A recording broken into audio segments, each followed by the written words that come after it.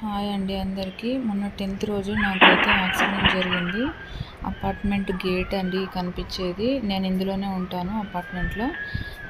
అందుకే నేను right side signal తీసుకొని రైట్ సైడ్ వస్తున్నాను. స్లోగానే వస్తున్నా.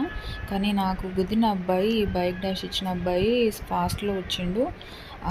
అండ్ నేను కింద పడటం వలన బాగా నాకు రైట్ సైడ్లో పడడం వలన బ్యాక్ సైడ్ అబ్డోమెన్, స్పైన్ ఎడ్జ్లో ఆ ప్లేస్లో నాకు బలంగా తాకింది దెబ్బ.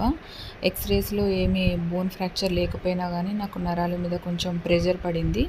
అండ్ దీని గురించి మాట్లాడడం వాళ్ళ పేరెంట్స్తో మాట్లాడితే అంటున్నారు బైక్ డ్యామేజ్ల గురించి మాట్లాడుతున్నారు కానీ మనిషికి ఏం జరిగింది, ఏం ఎఫెక్ట్ అయింది, దాని గురించి ఏమన్నా ఆలోచిద్దామా అని మాత్రం ఏం మాట్లాడట్లేదు.